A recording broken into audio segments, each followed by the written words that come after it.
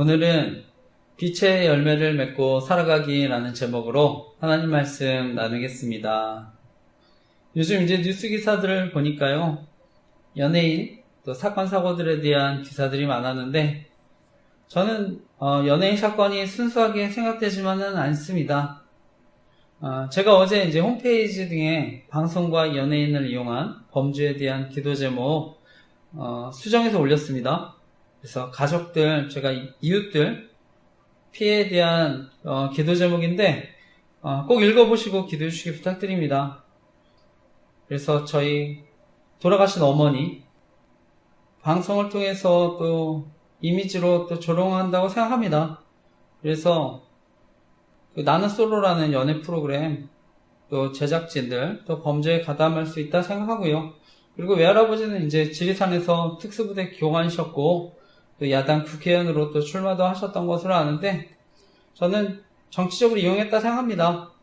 그래서 가까운 또 사람들, 친구, 이웃들도 피해당한 사람들이 있었다 생각하는데 이런 범죄들 또 사라지도록 기도해 주시기 부탁드립니다.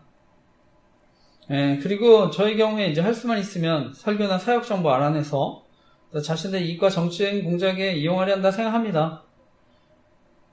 이번 주에 이제 월요일에 아버지 제가 가평에서 요양하시다가 이제 청주로 모시고 왔는데요.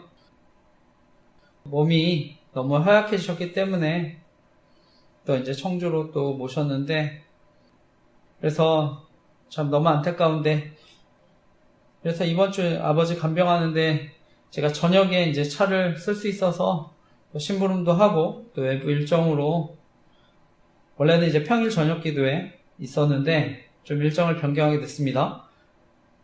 보통은 제가 이제 12월 말까지 이제 저녁 기도하고 이제 보통 2월 말까지 또 봄사역도 준비하면서 하고 있는데 이번에 좀 일정들을 변경하게 됐습니다. 그래서 기도해 주시기 부탁드립니다. 저희 교회는 지하지만 저는 옆에 뭐 사무실, 또 잠옷실 등에서 생활소음도 다 들리는데 엿들을 수 있으면 또 이용될 수 있다 생각합니다. 그리고 요즘에 또 기술도 많이 또 발전하지 않았습니까? 그래서 저는 뭐 최대한 조심하고 있는데 또 정치적으로도 이용할 수 있다 생각합니다. 저는 또 설교 이제 토요일에 올리고 있는데요. 지난주 이제 수련회 관한 설교도 올렸습니다. 어제 이제 설교 올리게 됐는데 이번 주 이제 박나래 음주기사로 또 1인 기획사 문제로 또 시끄러운 걸 알게 됐는데 저는 연예인들이 대중의 관심을 받고 사는 만큼 또 사회 정치적인 이슈로도 이용되기 쉽다 생각합니다. 그리고 언론을 통한 또 조직 스토킹 범죄에도 이용되고요. 특히 저의 경우는 이제 조직 스토킹과 또 이와 관련된 성범죄 위험성 알리면서 제가 더 큰 어려움 당했다 생각합니다. 그러니까 제가 오히려 이제 성범죄자 이미지로 계속해서 낙인을 찍히는 괴롭힘도 당하고요. 또 정보통신, 온라인 활동 등도 감시해서 또 언론을 통해 유출시키는 괴롭힘 당했다 생각합니다. 그래서 저는 이제 이런 피해자들 없었으면 하는 마음으로 또 정보통신 범죄나 조직 스토킹, 이와 관련된 성범죄 위험성 알리고 있습니다. 그런데 저는 이제 온라인 스토킹뿐만 아니라 또 이제 오프라인 스토킹 범죄로도 이어진다고 생각합니다. 저희 아파트 같은 층 옆집의 경우에 이제 새롭게 집주인 바뀌고 이제 전세로 들어오신 분이 계신데요. 제가 이제 조직 스토킹 이와 관련된 권력형 성범죄 위험성 알리고요. 목회자의 권력형 성범죄에 관한 기도 제목도 올렸습니다. 현재 저희 옆집에 그래서 이제 전병 목사님 닮은 쌍둥이 두 분이 이제 이사 오셔서 살고 있습니다. 그래서 나이가 있으시고 두 분이 이제 부모님 모시고 살고 계시는 것 같은데 아파트에 진짜 같은 층이라서 맞은편 바로 집이라서 마주치는 경우가 있습니다. 그래서 모른 척하고 살 수는 없어서 인사는 하고 있지만 불편한 마음이 있습니다. 저는 그분들도 이용당할 수 있다고 생각해서 또 조심스러운 마음도 있는데 온라인이든지 오프라인이든지 또 심리적으로 가해하는 범죄들 사라지도록 기도 부탁드립니다. 이미 저는 과거에서부터 대학 청년 시절에 이제 이러한 범죄들, 그래서 싸이월드에 닮은 사람 이용한 스토킹 범죄에 대한 글을 썼는데 온라인이든 오프라인이든 다 마찬가지로 생각합니다. 그래서 저와 같은 피해자들 생기지 않도록 기도해 주시기 부탁드립니다. 그리고 저희 조직 스토킹 생명지킴이 카페에 최근에 이제 자유 게시판에 글을 올려주신 분 계셨는데 저희 카페는 인공 환청이나 전파 무기에 관한 내용 게시하지 않습니다. 그래서 왜냐하면 이제 사칭이나 분탕으로 여겨지는 글들, 대부분 이런 환청이나 망상 같은 피해로 저는 관심과 시선 돌리게 한다 생각합니다. 그래서 진짜 또 조직 스토킹 피해 당하시는 분들에게 더 큰 어려움 줄 수 있다고 생각하는데, 이 점 유념해 주시고 또 글 올려주시기 부탁드립니다. 요즘 이제 또 계속 고환율로 인해 논란이 있는데, 저는 고환율로 인해 원자재 수입 기업들 가계 경제에 어려움 줄 수 있다 생각합니다. 이미 또 주유비는 오르고요. 그래서 생활물가들이 올라서 어려움 당하지 않도록 함께 기도했으면 좋겠습니다. 특히 이제 중소기업들 더 어려울 수 있다고 생각하는데 정말 빨리 환율이 안정되도록 함께 기도했으면 좋겠습니다. 저는 요즘 대한민국 사회를 보면 어느 때보다 더 정치, 사회적인 갈등 크다고 생각합니다. 그러니까 대한민국에 45년 만에 비상계엄도 있었다 생각하는데요. 저는 야당이든 여당이든 잘하는 부분도 있고 못하는 부분도 있다 생각합니다. 그런데 현재 대한민국 사회가 이제 너무 양극화되었다고 생각하는데요. 저는 지도자분들이 권력을 차지하기 위해서 이념이나 또 지역 갈등 끌어들이고 요즘은 세대와 남녀 갈등도 이용한다 생각합니다. 그런데 무엇보다 국민의 안전과 생명 저는 정치적으로 이용하지 않았으면 하는데요. 과거 우리나라 이제 세월호, 무한 항공 참사 등을 겪지 않았습니까? 최근에 이제 캄보디아 납치 감금에 대한 사건도 있었고요. 그리고 이번에 군대는 합참에서 장성 전원과 2년 이상 근무한 중령 대령 교체한다는 또 기사도 봤습니다. 그래서 국민들의 생명과 안전에 관한 문제나 저는 안보에 또 공백 생기지 않았으면 하는 마음인데 함께 기도했으면 좋겠습니다. 저는 현재 대한민국의 위기가 지도자분들이 대한민국과 국민들 생각하기보다는 어떻게 해서든 권력을 차지하려고 했기 때문에 현재 많은 위기와 어려움이 왔다고 생각합니다.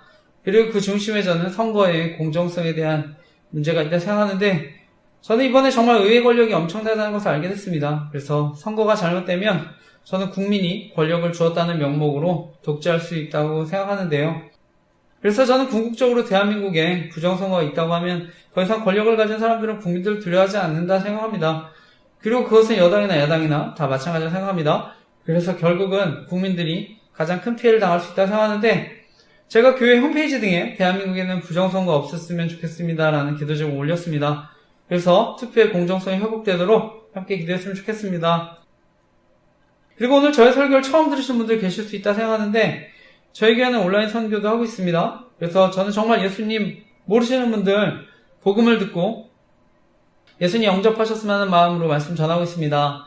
특히 유튜브 재생 목록에 온 세상을 변화시킬 큰 기쁨의 좋은 소식이라는 재생 목록이 있는데 제가 나는 특별 설교인데 예수님 모르시는 분들 꼭 설교 들어보시고 예수님 영접하셨으면 합니다. 그래서 정말 누군가에게는 삶을 변화시킬 놀라운 말씀이 될 줄 믿습니다.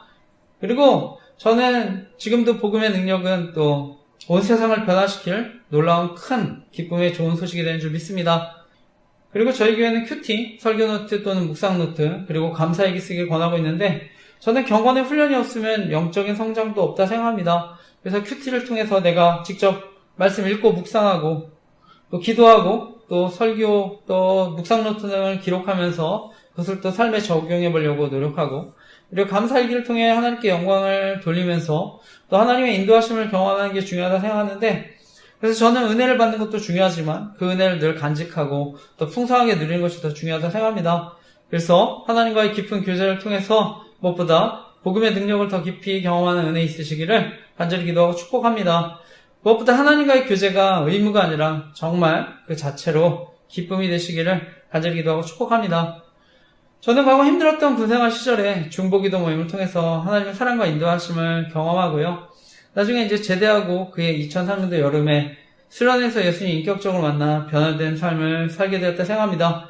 그리고 그때 이제 하나님이 함께 하시는 게 믿어지니까 그동안 힘들고 어려웠던 시절에도 하나님이 저를 붙드시고 인도하시는 것을 알게 됐습니다.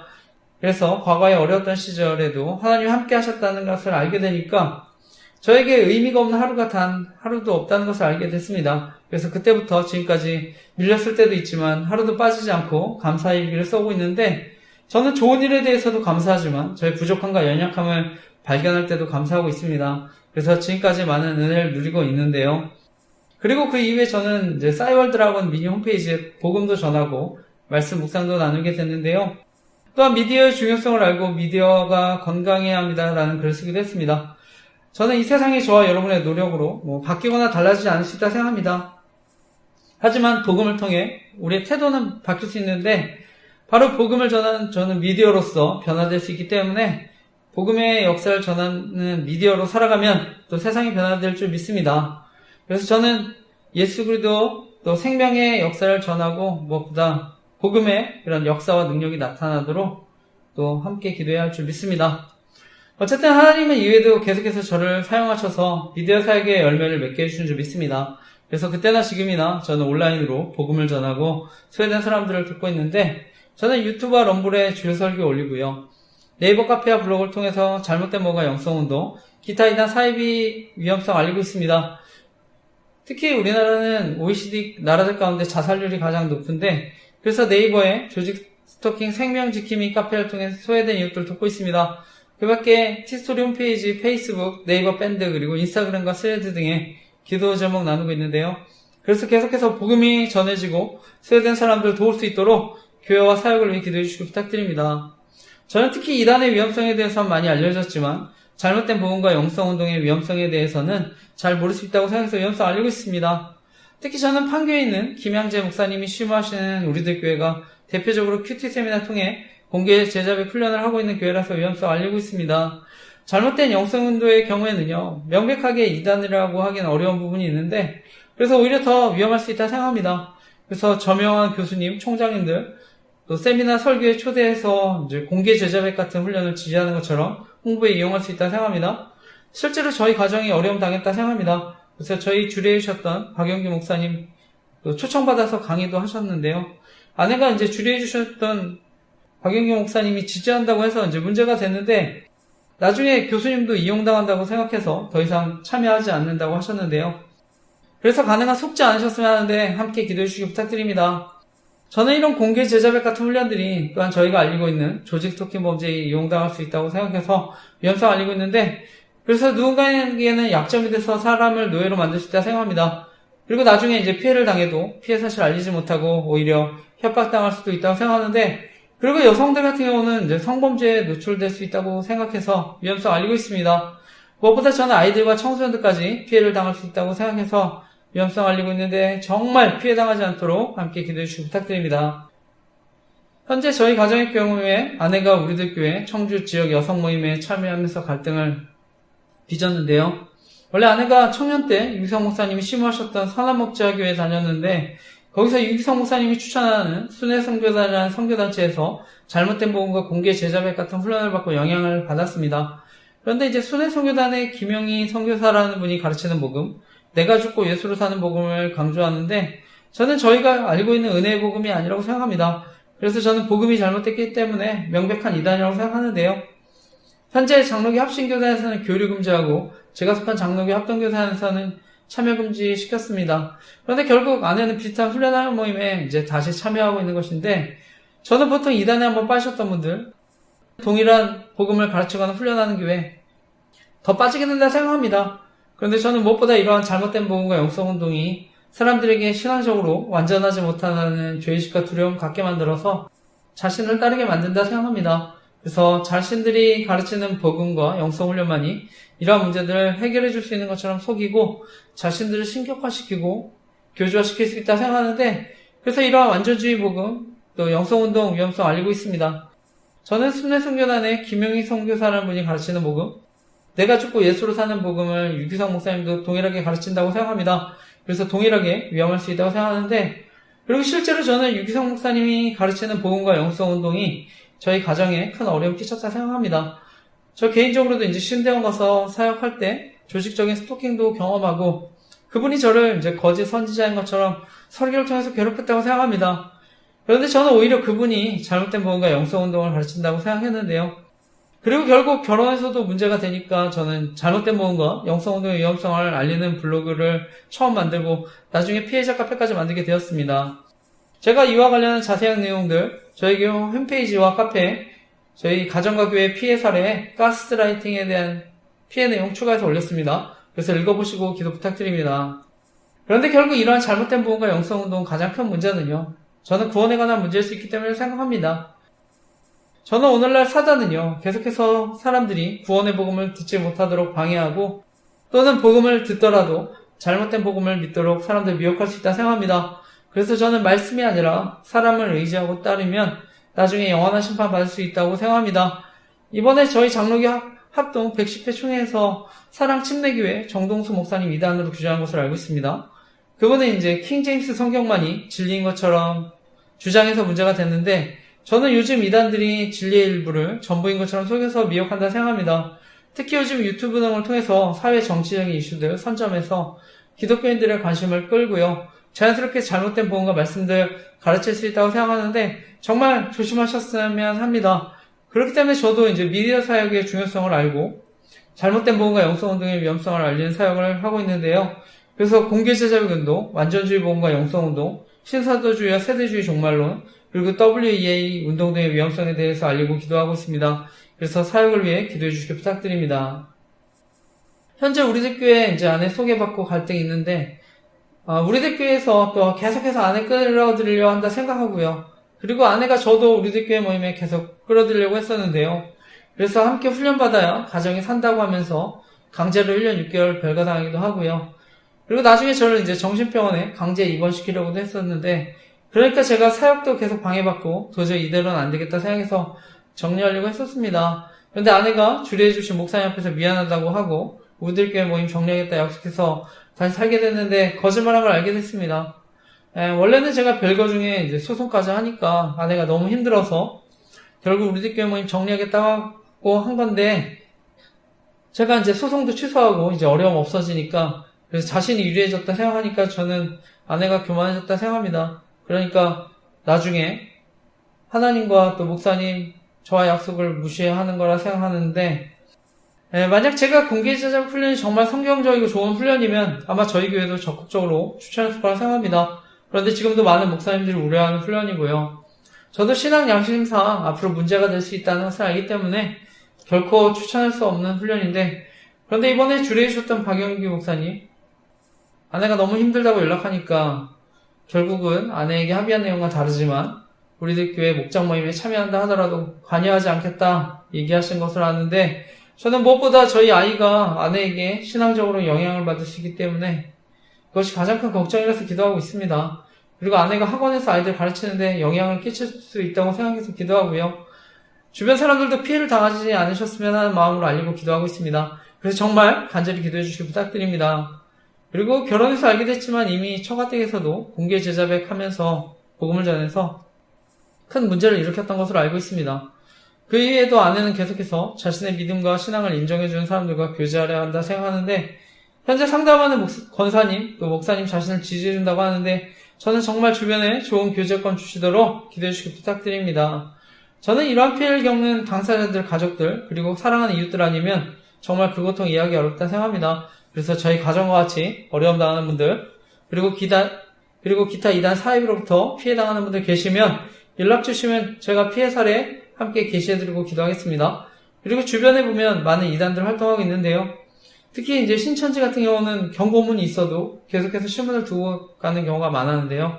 저는 무엇보다 젊은이들과 청소년들 이단에 빠지는 것이 너무나 안타까운데, 주변에 이단으로 어려움 당하시는 분들, 또 가정들이 있으시면 기회가 되면 함께 예배도 드리고 성경도 공부했으면 하는데 사역을 위해 기도해 주시기 부탁드립니다.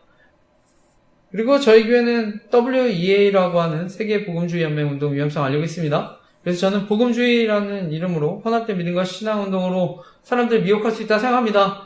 그래서 과거 WCC라고 하는 교회 일치 운동과 마찬가지로 위험할 수 있다고 생각해서 위험성 알리고 있는데요. 이 WEA가 WCC와 로마 카톨릭과 함께 동반자로 가고 있기 때문에 이런 포용주의 운동 조심해야 한다고 생각합니다. 저 개인적으로는요, 저희 기독교가 하나됨을 힘써야 한다고 할 때 모든 교단이 반드시 어떤 제도적인 하나됨을 이루어야 한다 생각하지 않습니다. 정치적으로나 제도적으로는 분열도 있고 갈등도 있을 수 있다고 생각합니다. 이미 정치적으로나 제도적으로 하나된 교회가 바로 로마 카톨릭 교회인데요. 역사를 통해 봤듯이 중앙 집권화되면 결국 타락할 가능성이 더 크다 생각합니다. 그래서 중세시대, 중세암흑시대 말씀과 복음의 변질도 경험하고 십자군 전쟁과 같은 문제가 생긴 것도 경험했는데, 현재 저희 교단에서는 카톨릭 교회를 가장 규모가 큰 이단으로 여기고 있습니다. 결론적으로 저는 어떤 의미에서 많은 교단들이 있는데 오히려 그것이 교회를 건강하게 만들 수 있었다 생각합니다. 그리고 각 교단이 서로 상호 보완적인 측면도 있었다 생각합니다. 그런데 무엇보다 저는 이단이 아니라면 예수 그리스도를 구원자로 믿는 모든 교회는 이미 예수 그리스도의 몸된 교회인 줄 믿습니다.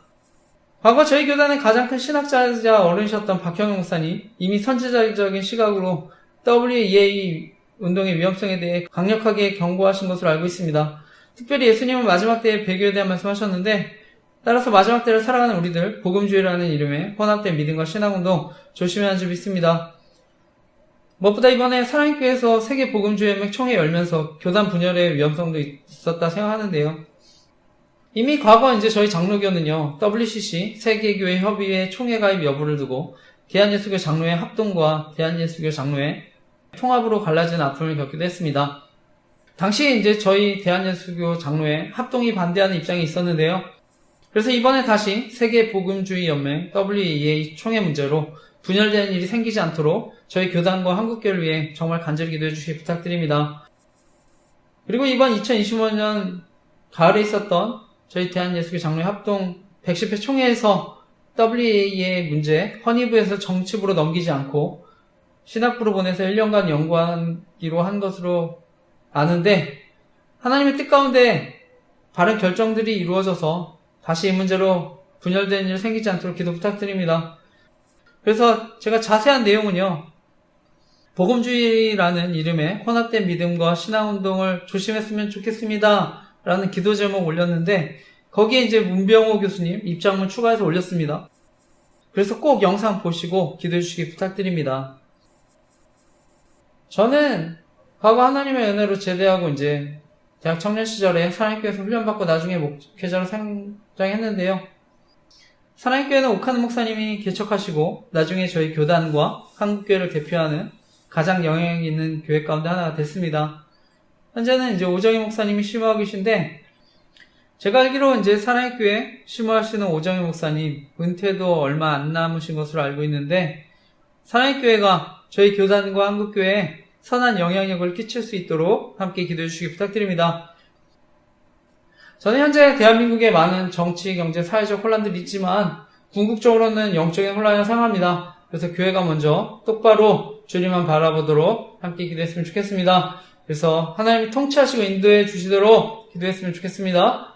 그러면 하나님께서 저희 대한민국의 정치, 경제, 사회적인 문제들을 또 해결해 주실 줄 믿습니다. 그리고 요즘 이제 통신사, 통신정보 유출에 대한 논란들이 있는데, 저는 현재 KT 사용하고 있습니다. 통신정보 등이 유출되면 누구든 범죄 표적이 될 수 있다고 생각합니다.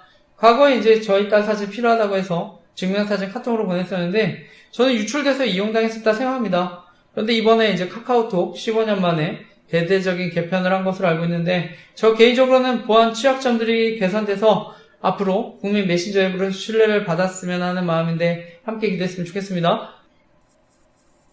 저는 개인정보 등이 유출되면 아이들도 범죄에 노출될 수 있다 생각합니다. 무엇보다 저희 교회 관리고 있는 조직 스토킹 범죄에 이용당할 수 있다고 생각해서 필독공지에 통신사와 개인정보를 다루는 사람들에 관한 기도 제목 올렸습니다. 특히 주변 사람들도 큰 피해를 줄 수 있기 때문에 이러한 범죄에 사라지도록 함께 기도해 주시기 부탁드립니다. 저 개인적으로 요즘에 이런 통신정보 유출에 따른 피해들이 생길 수 있다 보니까 가능한 보안이 좋은 메신저 앱도 사용하고 있습니다. 젊은 사람들은 인스타그램, DM메시지도 많이 이용하고 텔레그램도 많이 이용하는 것으로 알고 있는데, 저 개인적으로는 시그널이라는 앱이 보안이 좋다고 해서 추천드리고 있습니다. 그래서 통화나 문자 다 이용할 수 있습니다. 통신정보 유출로 피해당하는 분들 계시면 이용해 보셨으면 합니다. 그리고 조직 스토킹 피해자분들 연락하실 수 있도록 시그널로 보안 링크 만들어서 알리고 있습니다. 그리고 텔레그램 링크도 있는데 피해당하신 분들 계시면 이용해보시고 연락 부탁드립니다. 그런데 저는 스마트폰 자체가 해킹이 되면 통신정보뿐만 아니라 사생활까지 노출돼서 피해를 키울 수 있다 생각합니다. 그래서 가능하면 저는 보안이 좋은 최신폰 이용하는 게 가장 좋다고 생각합니다. 그리고 요즘 이제 AI가 발전하고 있는데, 저는 보안은 안드로이드 폰보다는 아이폰이 더 좋다고 생각합니다. 그리고 아이폰이 보안 업데이트 지원을 오랫동안 해주기 때문에 추천드립니다.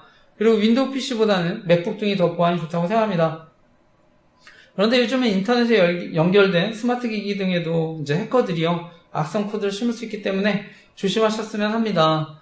저에게 이제 조직 스토킹 피해로 연락 주신 분들 대부분 스마트폰 등의 해킹 피해를 경험하셨는데, 스마트 기기 등을 해킹당하면 저는 조직 스토킹 같은 범죄에 더 쉽게 노출되기 때문에 더 위험할 수 있다고 생각하는데, 더욱 조심하셨으면 합니다. 제가 알고 있는 조직 스토킹 범죄는요, 개인정보 알아내서 심리적으로 가해서 괴롭히는 범죄입니다. 그래서 NLP라고 하는 심리가해 방법을 사용하는데, 자기가 경험한 행동이나 소리를 직간접적으로 다시 표현한 방법도 사용합니다. 그래서 개인적인 일상과 관련된 암시를 지속적으로 주고요. 피해자가 감시당하고 있다는 것을 끊임없이 암시하거나 과시함으로써 공포심을 심어줍니다. 제가 이와 관련한 NLP라고 하는 심리가해 방법에 대한 자세한 글 조직 스토킹 카페에 올렸습니다. 그래서 꼭 읽어보시기 바랍니다. 제 카페에 방문하시고 연락 주신 분들 가운데 NLP라고 하는 심리가해 방법에 대해 알고 나서 큰 도움이 되셨다는 분들이 많습니다. 저 역시 가해 방법에 대해 알고 나서 큰 힘과 용기를 얻었는데요. 주변에 어려움 당하신 분들 계시면 제 카페 NLP라고 하는 심리가해 방법, 조직 스토킹 방법에 대해 꼭 알려주시고 도움 주시길 부탁드립니다. 그리고 요즘은 이러한 범죄가 정보통신이나 온라인 활동 등도 감시해서 언론을 통해 유출시키는 방법도 이용하는데, 그래서 방송이나 연예인, 또 뉴스기사, 사회적 이슈나 사건들을 이용해서요, 심리적으로 가해하고 괴롭히는 방법도 사용할 수 있다 생각합니다.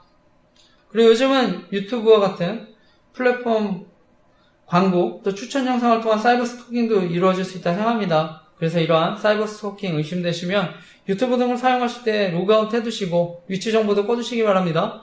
그리고 가능하면 이제 유료 VPN도 설치하셨으면 합니다. 저는 조직 스토킹 범죄가 자연스럽게 온라인 스토킹으로 이어질 수 있기 때문에 조심해야 한다 생각하는데, 저의 경우는 유튜브 채널에 통계 조작도 당한다 생각합니다. 그래서 조회수가 오르지 않기도 하고요. 심지어 갑자기 줄어든 것을 발견하게 됐는데, 그래서 관련 사진과 함께 기도 제목 올렸습니다. 그래서 사역에 방해받지 않도록 기도해 주시기 부탁드립니다. 근데 무엇보다 조직 스토킹 범죄가 정말 교묘하고 지능적인 것은요, 가까운 사람들 이용해서 정보를 알아내거나 여러가지 힘들고 곤란한 상황을 연출하는 데 있다 생각합니다. 그래서 전화나 문자로 안부를 물으면서 정보도 알아내고 약점을 찾거나 만들어서 괴롭히는 방법도 사용한다 생각하는데, 특히 카톡이나 문자 같은 경우는 명의를 빌리면 언제든 범죄에 이용할 수 있다 생각합니다. 그래서 특별한 사건이 생기거나 어떤 장소에 가게 되면 연락하거나 문자나 카톡 등을 보내면서 지능적으로 정보를 알아내거나 괴롭힐 수 있다 생각합니다. 결국 제가 이러한 범죄를 알리는 가장 큰 이유는요, 사람들과의 관계를 파괴하고 심지어 생명을 빼앗을 수 있는 심각한 범죄라서 위험성을 알리고 있습니다. 그래서 사람들 사이 신뢰를 무너뜨리고 이간질시키는데, 언론을 통해서도 이간질할 수 있다 생각합니다. 그래서 저는 믿고 신뢰할 만한 가족, 친구, 이웃들도 이용할 수 있기 때문에 결국 피해자들이 극단적인 선택도 하게 만들 수 있다 생각합니다. 그런데 저는 가해자들 역시 역정보로 더 큰 범죄에 이용되고 나중에 약점이 잡혀서 언제든 피해자가 될 수 있다 생각합니다. 그리고 여성 가해자의 경우는 역정보로 성범죄에 노출돼서 피해를 당할 수 있다 생각하는데, 특히 오늘날 묻지마 폭행과 살인과 같은 심각한 보복 범죄도 일어날 수 있기 때문에 처음부터 가담하지 않으셨으면 하는 마음인데, 함께 기도했으면 좋겠습니다. 현재 피해자분들 가운데 과거의 잘못이나 약점으로 인해서 피해 사실에 대해 알리기 두려워하시는 분들도 계신 것으로 알고 있습니다. 특히 여성들 같은 경우는요, 피해 사실을 알리면 성적인 수치심 등으로 괴롭힘 당한다 생각하는데, 저는 언론을 통해서도 성적인 조롱과 괴롭힘 당할 수 있다 생각합니다. 그리고 제가 카페에 올렸지만 연애 조작을 통한 범죄로 의도적으로 접근해서 성적인 놀잇감 삼을 수 있다 생각하는데 조심하셨으면 합니다. 특히 저는 요즘 조직 스토킹 범죄가 아동 청소년들까지 표적으로 삼을 수 있다고 생각하는데요. 그래서 과거 N번방과 같이 조직적인 성범죄 피해자들은 언제든 생길 수 있다 생각합니다. 저는 이미 대학 청년 시절에 싸이월드에 정보통신 범죄를 이용한 성범죄에 오랫동안 경고했습니다. 그래서 전 앞으로도 N번방과 같이 조직적인 성범죄 피해자들 언제든 생길 수 있다고 생각하는데, 피해자분들 이런 피해 당하지 않도록 기도했으면 좋겠습니다. 그런데 피해를 당하시는 분들도 주변에 피해 사실을 적극적으로 알리셨으면 합니다. 계속해서 이제 나쁜 소문을 만들고요, 위축시키고 고립시킬 수 있기 때문에 추가적인 피해 당하지 않으시도록 주변에 알리시길 바랍니다. 그리고 도움이 필요하신 분들 계시면 저에게 연락 주시기 부탁드립니다. 결론적으로 전문가들은요, 스토킹 범죄가 성폭행 또는 살인사건의 전조적인 행위고 예비적인 행위가 될 수 있기 때문에 가볍게 여기지 말아야 한다고 경고하는데, 그래서 특히 정보를 다루는 사람들이 조직 스토킹 범죄에 가담하는 경우 더 강하게 처벌하는 법안 만들어질 수 있도록 기도했으면 좋겠습니다. 무엇보다 주변 사람들까지 큰 피해를 줄 수 있는 심각한 범죄이기 때문에 이러한 범죄들 가담하는 사람들 처벌도 받고 사라지도록 함께 기도했으면 좋겠습니다. 그래서 정말 대한민국이 안전하고 행복한 나라가 되도록 함께 기도해 주시기 부탁드립니다. 그런데 저는 영적 지도자들도 설교를 통해서 동일하게 범죄에 가담할 수 있다고 생각하는데요. 개인정보나 사생활 정보 이용해서 설교를 통해서 교묘하게 조롱하고 괴롭힐 수 있다 생각하는데, 저는 대학 청년 시절에 이런 범죄에 대해서 알고 나서 싸이월드라고 하는 미니 홈페이지에 이런 글들을 올리기 시작했습니다. 그때 이미 영향이 있는 목사님들, 또 담임 목사님들이 범죄에 가담할 수 있다는 것을 알게 됐는데, 그래서 제가 하나님 앞에 이런 피해자들을 돕는 목회자가 되게 해달라고 간절히 기도했는데, 저는 하나님이 그 길을 인도해 주셨다고 믿습니다. 저는 목회자들이 조직성 범죄에 가담하거나 그리고 이와 관련된 권력형 성범죄에 저지르는 것은 아무리 저는 목회자가 큰 약점이 잡혀 이용당한다 하더라도 사람들이 하나님부터 떠나게 만드는 영적인 사단이라고 생각하고 있습니다. 그래서 제가 조직 스토킹 생명지킴이 카페 만들어서 복음을 전하고 사람들 듣고 있는데요. 넷플릭스의 나는 신이다에 이어서 나는 생존자다라는 다큐가 방영됐습니다. 이 다큐를 보면 이단으로 인한 조직 스토킹과 권력형 성범죄, 피해를 당한 여성에 대한 이야기가 나오는데, 여기에 보면 고위 공무원들까지도 가담해서 이단의 교주를 돕는 걸 봤는데요. 그런데 저희 교단에서도 성범죄를 저질러서 큰 무리를 일으켰지만 다시 개척해서 목회라는 전병욱 목사님이라는 분이 계십니다. 현재 대법원에서는 업무상 위력에 의한 추행 또는 기습추행으로 형법 제298조 강제추행죄에 해당한다는 판결을 받으신 것으로 알고 있습니다. 저는 과거 이제 수많은 피해자들의 증언, 또 피해 정황들, 그리고 심지어 이제 녹취록까지 다 있었지만 권력과 힘이 있으니까 다시 개척하셨다 생각합니다. 저는 연세대학교를 재학 중이시거나 졸업하신 분들에게는 죄송한 말씀이지만 이분이 연세대학교 경영학과를 졸업하신 분이라서 더 큰 힘과 권력을 가지게 되었다 생각합니다. 그리고 지금도 계속해서 목회를 하시기 때문에 큰 영향력을 끼친다 생각합니다. 그래서 언론을 통해 자신의 성범죄를 피해자들과 재판부의 책임으로 돌리고 보호받는다 생각합니다. 그리고 이분의 성범죄에 또 저는 덮기 위해서 언론을 통해 성범죄 무고 사건이나 남녀 갈등도 이용한다 생각합니다. 오늘 사회에서도 이제 성범죄 저지르면 업종 등 취업 제한도 있는데 저는 목회자는 더 엄격히 한다 생각합니다. 특히 목회자 성범죄가 나쁜 것은요, 또 여성 피해자들의 영혼에 깊은 상처와 아픔을 주는 심각한 범죄이기 때문에 생각합니다. 그리고 목회자 성범죄는요, 개인의 문제를 넘어서 교회 전체에 대한 신뢰의 문제로 이어지기 때문에 하나님의 영광을 가릴 수 있다 생각합니다. 저는 과거에 조직 스토킹 범죄와 관련해서 이분에 대해 싸이월드에 글을 올리기도 했는데요. 그리고 이분과 관련해서 당시 저희 대학부 담당 목사님과도 상담을 했습니다. 그런데 그분도 연세대학교를 졸업하신 목사님이셨는데 당시에 도움과 공감을 받지 못해서 힘들었습니다. 어쨌든 저는 이후에도 계속해서 큰 어려움을 겪었다 생각하는데요. 특히 언론을 통해서 오히려 제가 성범죄자 이미지로 계속해서 낙인을 찍히는 괴롭힘 당했다 생각합니다. 그래서 저와 같은 피해자들이 생기지 않으셨으면 하는 마음으로 조직 스토킹과 이와 관련된 성범죄 위험성 알리고 있습니다. 그래서 목회자들 권력형 성범죄 기도 제목 올렸는데 보시고 기도해 주시기 부탁드립니다. 무엇보다 이제 권력형 성범죄 저지르는 경우에는 피해자들이 협박 등 2차 가해로 더 큰 어려움 당할 수 있다고 생각하는데요. 제가 서두에 말씀드렸듯이 온라인 또 오프라인 다 괴롭힘 당할 수 있다 생각합니다. 그래서 피해자들이 오히려 더 큰 어려움 당하지 않도록 저는 목회 활동과 개척을 하지 못하도록 제도적인 장치들이 마련되었으면 하는데 기도해 주시기 부탁드립니다. 그런데 제가 이런 조직 스토킹과 권력형 성범죄 위험성 알리면 저는 지금도 영향 있는 목사님들 가운데 설교를 통해 사역을 방해하고 조롱하는 분들 계시다 생각합니다. 실제로 저에게 조직 스토킹 피해로 상담하는 분이 계셨는데 설교를 통해서 피해자분을 조롱하고 괴롭혔다 생각합니다.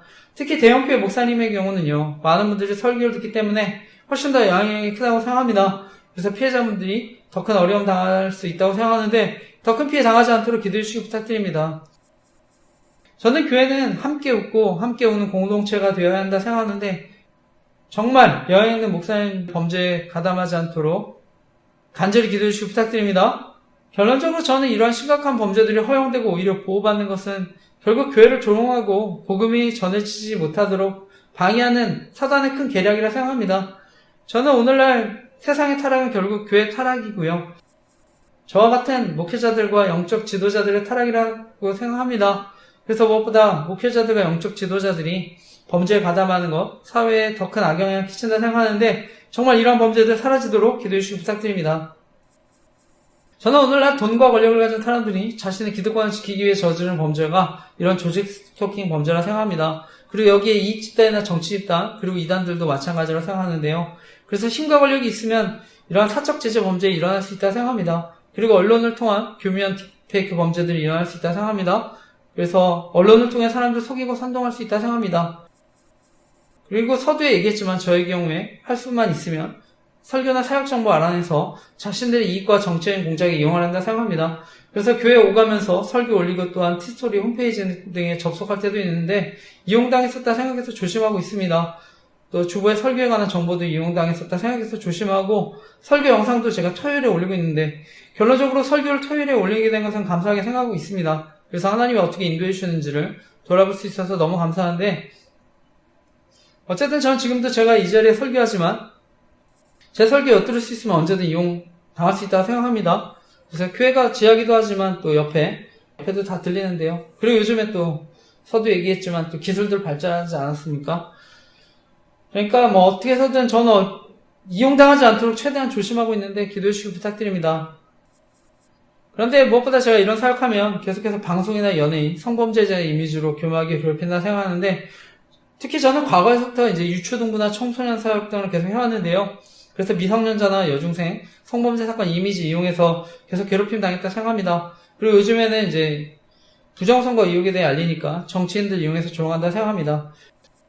그리고 가까운 친구들, 이웃들도 피해를 당하는 사람들도 있었다 생각하는데 대표적으로는 전청조 사건 이용해서 괴롭혔다 생각합니다.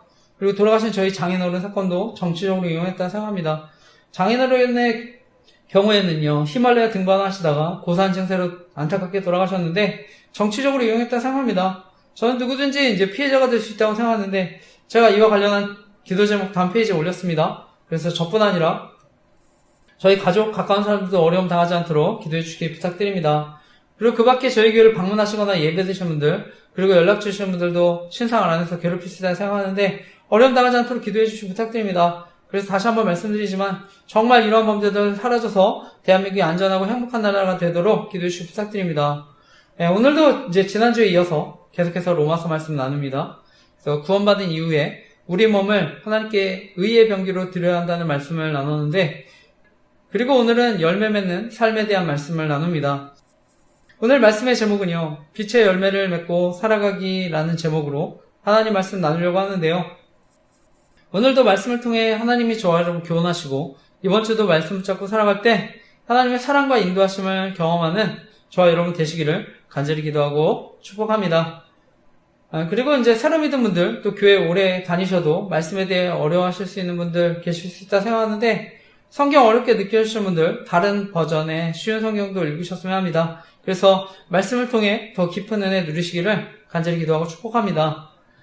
제가 오늘 여러분과 나누고 싶은 핵심적인 교훈은요, 죄의 열매를 맺으면 마지막은 결국 심판이라는 것을 믿고 빛의 열매로 세상을 아름답게 하는 일에 사용되어야 한다는 것입니다. 지난주 사도 바울은요, 죄에 대해 죽고 그리고 그리스도 예수 안에서 하나님에 대하여는 살아있는 자로 여기라고 하는데 그리고 이제 어떤 삶을 택해야 하는지에 대한 말씀을 나눴는데요. 그리고 오늘은 이제 열매 맺는 삶에 대한 말씀을 나눕니다. 그래서 로마서 6장 15, 16절 말씀을 다시 함께 읽어보겠습니다. 읽겠습니다. 시작. 그런즉 어찌하리요? 우리가 법 아래에 있지 아니하고 은혜 아래에 있으니 죄를 지으리요? 그럴 수 없느니라. 너희 자신을 종으로 내주어 누구에게 순종하든지 그 순종함을 받은 자의 종이 되는 줄을 너희가 알지 못하느냐? 혹은 죄의 종으로 사망에 이르고 혹은 순종의 종으로 의에 이르느니라. 아멘. 바울이 이제 이 글을 기록할 당시에 이제 노예 제도가 있었는데요. 저와 여러분에게 그래서 의의 종이라고 되라고 권면한 것입니다. 지난주 나름대로 너희 몸을 불의의 무기로 들이지 말고 대신 너희 새로운 주인이신 예수 그리스도께 의의 종으로 드려라, 이제 이렇게 말씀을 나눴는데요. 우리는 결국 죄나 의를 선택하게 되는데 그 결과 합당한 열매를 맺게 된다고 말씀하는 것입니다. 그리고 이런 삶의 결과가 사망에 이르기도 하고 의에 이르기도 한다고 하는데 마태복음 13장 말씀해 보면 이제 알곡과 가라지 비유가 나옵니다. 그래서 밭에는 알곡과 가라지가 이제 동시에 자라는데 알곡은 바로 저와 여러분 믿음의 길을 가는 사람들입니다. 그리고 가라지는 이제 가짜 거짓 신앙인들인데 저는 오늘날 교회 안에서도 또 거짓 교사 또 신자들이 있다 생각합니다. 그러니까 또 거짓된 종교 지도자들 사이비 또 이단 교주들이 있다 생각하는데 예수님은 사단 마귀가 하나님의 사역을 방해하기 위해서 가라지 심었다 얘기합니다. 그래서 교회 안에도 가라지가 있다 할 수 있는데요. 이때 이제 종과 주인의 대화를 보면은요, 종이 묻습니다. 어떻게 가라지가 어떻게 생겨났습니까? 그때 주인은요, 원수가 뿌려놓고 갔다 대답합니다. 그러니까 종은요, 가라지들 어떻게 할까요? 가라지들 다 뽑아버릴까요? 묻는데요. 하지만 주인이 얘기합니다. 아니다, 그냥 내버려둬라. 가라지를 중간에 뽑지 않는데요. 왜냐하면 뿌리가 엉켜서 또 알곡도 뽑힐 수 있으니까 마지막까지 두라고 하는데요. 하지만 이제 나중에 알곡과 가라지는 확연하게 드러납니다. 그래서 마지막에 추수 때 뽑혀서 심판을 받게 되는데, 오늘날 이제 예수 그리스도의 십자가 부활 사건을 통해서 교회가 생겼습니다. 근데 이제 사단이 가라지를 심었는데, 결국 사단이 하는 거는요, 진리를 알지 못하도록 또 진리가 아닌 것을 뒤섞여 놓은 것입니다. 저희 교회는 이제 잘못된 복음과 영성운동 위험성을 알리고 있는데, 저는 사단이 계속해서 구원의 복음을 듣지 못하도록 방해하고, 또 복음을 듣더라도 잘못된 복음을 믿도록 미혹하는데, 이것이 결국은 또 가라지를 심는 것과 같은 일이라 생각합니다. 제가 최근에 이제 세대주의 종말론 운동을 하는 선교단체 모임에 참여하시는 분 만나서 얘기를 들었는데요. 정확하게 어떤 선교단체라고 얘기하진 않겠습니다. 현재 대부분의 교회에서는 이제 이단이 되고요. 그리고 이단은 아니지만 참여금지, 교류금지 등의 제한 조치를 내렸습니다. 저희 교단에서는 이제 교류금지라는 것을 아는데, 현재 자녀분들은 전부 이스라엘 가서 선교를 하신다고 들었는데요. 그래서 경제적으로 또 힘든 가운데 또 자녀들 선교하는데 또 돕지 못해서 미안하다고 하시는데, 오늘날 이제 세대주의 신학과 운동이 있습니다. 이들은 이제 문자적 해석 원리를 따릅니다. 그래서 세대주의를 간단히 말하면 문자주의라고 할 수 있는데, 요즘 이제 세대주의 종말론 운동을 통해서 결국 사람들이 어떤 문자적인 거, 이런 거에만 매달리게 만드는데요. 그래서 이스라엘의 복음을 전해야 또 예루살렘을 하나님의 땅으로 돌려드리면 예수가 빨리 재림하시게 된다고 주장하는데, 그래서 백투 예루살렘, 이스라엘 회복 등의 선교 구호를 외칩니다. 요즘에 이제 세대주의 종말론 운동은 결국 이스라엘 회복 운동으로, 오늘날 어떻게 보면 예수님께서 명령하신 땅끝으로 가라는 선교 명령, 이것을 변질시킨 것인데요. 이스라엘과 예루살렘의 복음이 전파되면 역사가 종결되는 게 아니라 모든 민족에게 복음이 증거될 때, 그때야 이 땅의 끝이 오고 예수님 오시는 줄 믿으시기 바랍니다. 이처럼 이제 세대주의 종말론 운동이 궁극적으로는 교회 중심에서 이스라엘 중심으로 이제 역사를 되돌리게 되는 것인데요. 저는 잘못된 또 영성운동도 결국엔 예수 그리스도 또 구원하신 십자가 은혜를 가릴 수 있다고 생각합니다. 그래서 십자가의 은혜를 가리는 신앙운동 조심하셨으면 하는데, 저와 여러분은요, 예수 그리스도를 통해 또 아브라함의 자손이 됐습니다. 그래서 우리가 영적 이스라엘을 살아가는데, 따라서 바라기는 예수 그리스도로 말미암은 이 구원의 은총을 정말 깊이 누리시기를 바랍니다. 하나님의 자녀로, 우리의 영적 이스라엘로 자녀의 특권을 누리셨으면 합니다. 그래서 정말 잘못된 복음과 영성운동 조심하셨으면 하는데, 그리고 잘못된 세대주의 종말로 정말 조심하시기 바랍니다.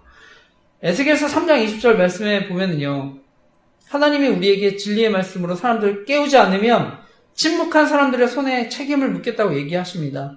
그것이 에스겔서 3장 20절 말씀인데, 또 의인이 그의 공의에서 돌이켜 악을 행할 때에는 이미 행한 그의 공의는 기억할 바 아니라 내가 그 앞에 거치는 것을 두면 그가 죽을지니 이는 내가 그를 깨우치지 않음이니라.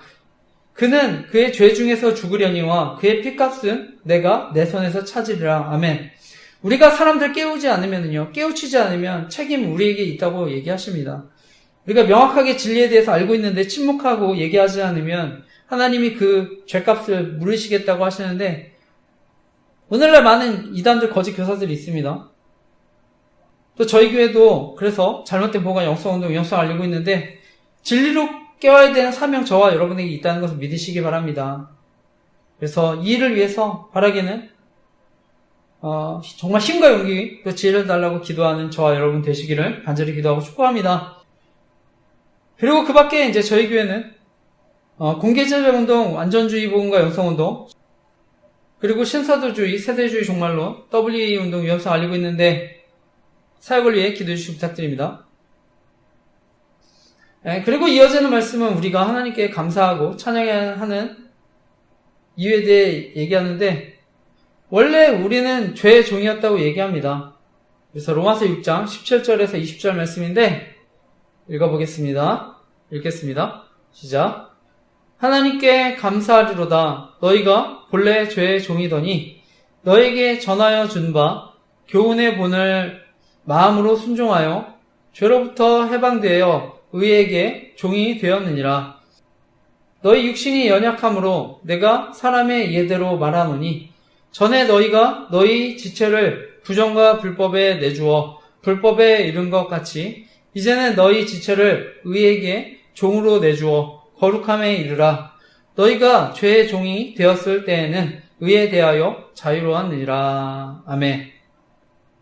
앞서 제가 이제 가라지 비유에 대한 말씀도 나눴는데, 중요한 것은 우리는 원래 죄의 종으로 태어났다고 하는 것입니다. 그래서 모두 가라지와 같은 삶을 살았다고 하는 것인데, 그런데 예수 그리스도를 만나고요, 알곡으로 변화되어 익어가는 사람들입니다. 예수님은 우리를요, 새로운 피조물이라고 말씀하셨습니다. 그래서 성도는 은혜에 합당한 생활을 해야 하는 줄 믿습니다. 그래서 그 은혜에 또 합당한 삶을 살고 은혜 아래에 사는 사람들임을 증명해야 하는 줄 믿습니다. 빛의 열매를 맺어야 하는 줄 믿습니다. 그래서 모두가 또 의의 병기로 하나님께 또 드리는 삶을 살아갈 줄 믿습니다. 최근에 서두에 얘기했지만 기사를 보니까 이제 연예인 기사들 있었는데, 술에 대한 설교도 나눴지만 이번 주에 이제 박나래 음주기사, 또 조진웅 배우의 사건 기사를 봤습니다. 저는 세상이 악하기 때문에 정말 술로 인한 문제도 조심해야 한다 생각합니다. 그래서 요한계시록에 끊임없이 음료와 술 취함 멀리해야 한다고 얘기하는데요. 음주와 이제 성범죄 여러 연구를 통해 입증됐는데요. 최근 발표된 국내 한 연구 결과에 따르면 성폭력 범죄자 67.9%가 범죄할 때 술 취한 상태였고요. 또 다른 연구에서는 성범죄자 24%가 알코올 어떻게 보면 장애인인 것으로 조사됐다 합니다. 더 큰 문제는 범죄를 일으키고도 술에 취해 기억나지 않는다, 술김에 저지른 문제라고 이렇게 핑계를 대는 경우가 많았는데, 대표적으로 2008년도 발생한 조두순 사건, 끔찍한 아동 성범죄 저질렀지만 술에 취한 심신미약 상태였다는 이유로 형이 감경돼가지고요, 논란이 됐는데, 그 이후에 이제 2010년 성폭력 처벌법은요, 음주 또는 약물로 인한 심신장애 상태에서 성폭력 범죄를 범한 경우 심신상실, 심신미약 감경을 하지 않을 수 있다, 이렇게 또 바뀌었습니다. 연말이라서 이제 술자리들 많을 수 있는데 정말 조심하셨으면 합니다. 또 술 마시면 평소보다 또 말도 거칠어지고 표현도 강해질 수 있는데, 그러니까 이제 불쾌감 줄 수 있지 않습니까? 저는 특히 가까운 사람들과의 자리는 더욱 조심해야 한다고 생각합니다. 특히 이제 저희 교회는 조직 폭행 범죄 위험성 알리고 있는데, 저는 사단이 지금도 사람들 미혹해서 넘어뜨리기 위해 술만큼 좋은 도구는 없다 생각합니다. 그렇기 때문에 정말 조심하시길 바라고요. 그리고 이번에 이제 배우 조진웅 씨가 10대 시절 저지른 범죄로 인해 또 문제가 됐던 걸 봤습니다. 워낙 이제 큰 범죄를 저질렀기 때문에 아무리 또 학창 시절의 일이라 해도 피해자들 앞에 다시 이제 배우로 나서는 것은 하지 말아야 한다 생각합니다.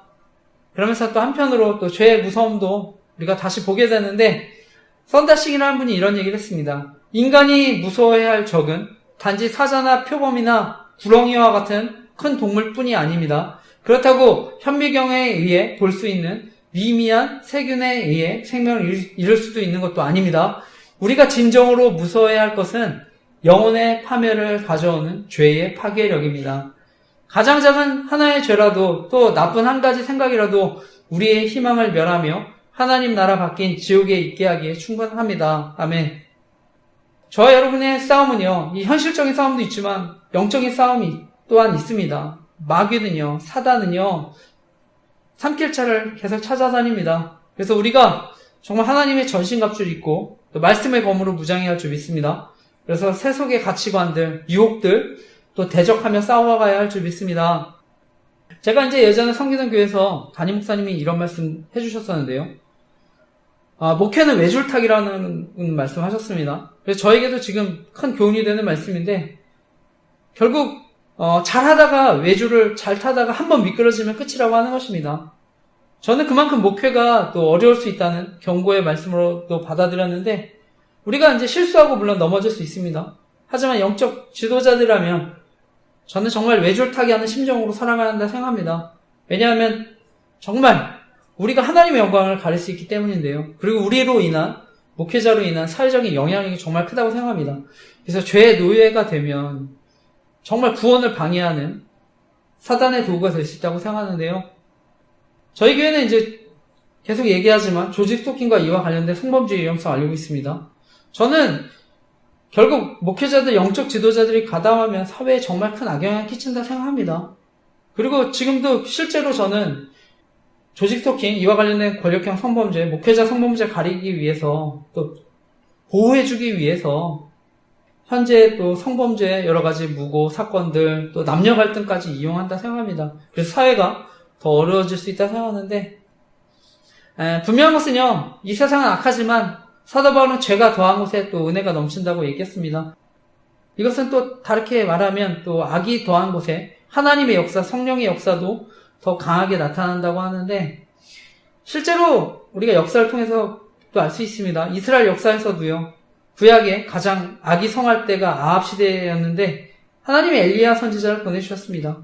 마찬가지로 신약 시대에도 악이 가장 강성한 때 바로 예수 그리스도가 이 땅에 오셨는데요. 역사상 최강의 국가라고 여겨졌던 로마 시대, 그리고 복음은 더욱 강하게 전해졌습니다. 그래서 악이 지금도 강하게 역사할 수 있지만 성령의 역사, 복음의 역사는 더욱 강하게 나타날 줄 믿습니다. 그래서 바라긴 아무리 힘들고 어려운 길도 성령을 의지해서 말씀에 순종하면서 또 살아가시기를 간절히 기도하고 축복합니다. 오늘 말씀의 마지막도 결국은 누구에게 순종하느냐, 그에 따라 맺는 열매로 나타난다고 얘기합니다. 오늘 마지막 6장 21절에서 23절 같이 읽겠습니다. 시작. 너희가 그때 무슨 열매를 얻었느냐? 이제는 너희가 그 일을 부끄러워하나니 이는 그 마지막에 사망이 임이라. 그러나 이제는 너희가 죄로부터 해방되고 하나님의 종이 되어 거룩함에 이르는 열매를 맺었으니 그 마지막은 영생이라. 죄의 삭스는 사망이요 하나님의 은사는 그리스도 예수 우리 주 안에 있는 영생이니라. 아멘. 열매의 결과에 따라서 죄의 삭스는 사망이라고 얘기합니다. 그리고 하나님의 은사는 그리스도 예수 안에 있는 영생이라고 얘기하는데요. 요한복음 5장 29절에는 선한 일을 행한 자는 생명의 부활로, 악한 일을 행한 자는 심판의 부활로 나오리라 말씀하는데, 로마서 1장 28절에 마음에 하나님 두기를 싫어하는 사람들, 육체와 마음이 원하는 대로 살아가는 사람들, 심판의 열매를 맺게 된다고 얘기합니다. 타임지에 대한민국 외도율에 대한 조사가 있었습니다. 그 외도율 가장 높은 나라, 저는 믿고 싶지 않지만 외도율이 가장 높은 나라가 우리 대한민국이라고 하는데, 한국 성인 남녀 2350만 명 중 약 20%에 해당하는 450에서 500만 명 외도를 한다는 것인데, 남편은 남편대로 아내는 아내대로 서로 모르게 잘못된 관계를 가진다고 하는 기사인데요. 외도는 부부관계를 깨는 거죠. 언약을 깨는 것이죠. 그러니까 가장 부부 사이에 일어날 수 있는 가장 고통스러운 경험이라 할 수 있는데, 그 결국 이혼, 가정 파탄, 또 가문의 몰락, 심한 경우 자살, 살인, 이런 불행한 일도 이어집니다. 성경에 이제 요셉이라는 인물이 있는데요. 그가 이제 형들의 시기로 인해서 나중에 노예로 팔립니다. 그리고 노예 생활을 하게 되는데 집주인 보디발의 아내가 유혹합니다. 그런데 이제 요셉은요, 유혹을 물리치지만 억울한 누명을 쓰고 감옥에 갇히게 되는데, 당시 요셉은 그 가정의 가정 총무였습니다. 근데 10년간 쌓았던 지위가 한순간에 날아가 버리는데, 하지만 나중에 요셉은요, 가정 총무라는 지위는 잃어버렸지만 하나님은 그를 국무총리 자리로 또 앉혀주십니다. 보디발의 아내의 유혹을 이기고요. 또 하나님은 보디베라의 딸을 주셨다고 하는데, 유대 주석가들은요, 보디발, 또 온의 제사장 보디베라, 동일 인물이라고 합니다. 따라서 보디발이라는 사람이 딸을 시집 보내서 요셉에게 자신의 아내에 대한 성폭행, 미수 책임이 없음을 결국 이집트 사람들한테 선포한 것이나 다름없다고 얘기합니다. 그래서 당시 요셉을 총리로 임명하기 위해서 정당성이 있어야 되는데 바로는 이제 보디발과 상의해서 그의 무죄함을 입증하고 그의 딸을 또 아내로 줌으로써 성공적으로 요셉을 총리의 자리에 앉힐 수 있었다고 하는데 결론적으로 어떻게 보면요, 하나님이 요셉의 억울함을 다 풀어주신 것이기도 합니다. 이처럼 저와 여러분 시험과 유혹을 이기면 또 피하며 살아갈 때 때로는 우리가 그것 때문에 또 불이익 받을 수 있지만 하나님 그 인생에 역전이 또 일어나도록 도우실 줄 믿습니다. 말씀을 마치면서요, 제가 항상 강조하는 말씀인데 열매에 대한 말씀입니다. 마태복음 7장 21절에서 23절 말씀, 이 말씀 제가 읽겠습니다. 나더러 주여 주여 하는 자마다 다 천국에 들어갈 것이 아니요 다만 하늘에 계신 내 아버지의 뜻대로 행하는 자라야 들어가리라. 그날에 많은 사람이 나더러 이르되 주여 주여 우리가 주의 이름으로 선지자 노릇하며 주의 이름으로 귀신을 쫓아내며 주의 이름으로 많은 권능을 행하지 아니하였나이까 하리니 그때에 내가 그들에게 밝히 말하되 내가 너희를 도무지 알지 못하니 불법을 행하는 자들아 내게서 떠나가라 하리라. 아멘. 사람들이 다 주여 주여 하는데 하나님을 찾는데 다 하나님 나라에 들어가는 게 아니라고 얘기합니다. 하나님의 뜻을 행하는 자라야 들어간다고 얘기합니다. 심지어 목회자라고 해도. 그래서 오늘 말씀에 보면 선지자 노릇하고 주의 이름으로 귀신을 쫓아내고 주의 이름으로 많은 권능을 행하는 사람들, 오늘날 저는 목회자라고 생각하는데요, 아무리 설교를 잘하고 또 능력이 많아서 교회를 부흥시켜도 저는 불법을 행하면서 사역하면 심판받는다 생각합니다. 그래서 추수할 때 가라지 다 묶어서 불태워버리듯이 심판하신다고 믿습니다. 그래서 바라기는 정말 죄의 열매가 아니라 빛의 열매, 성령의 열매 맺으시기 바랍니다. 에베소 5장 9절 10절, 요한복음 15장 16절 제가 이어서 읽어보겠습니다. 빛의 열매는 모든 착함과 의로움과 진실함에 있느니라. 주께 기쁘시게 할 것이 무엇인가 시험하여 보라. 너희가 나를 택한 것이 아니요 내가 너희를 택하여 세웠나니 이는 너희로 가서 과실을 맺게 하고 또 너희 과실이 항상 있게 하여 내 이름으로 아버지께 무엇을 구하든지 다 받게 하려 함이니라. 아멘. 바라기는 저와 여러분 이번 한 주도요, 하나님이 원하시는 상 하나님의 형상으로 아름다운 열매를 맺고 살아가시기를 간절히 기도하고 축복합니다. 무엇보다 죄의 열매, 마지막은 심판이라는 것을 믿고 빛의 열매로 세상을 아름답게 하는 일에 선한 도구로 또 사용되는 저와 여러분 되시기를 간절히 기도하고 축복합니다. 아멘.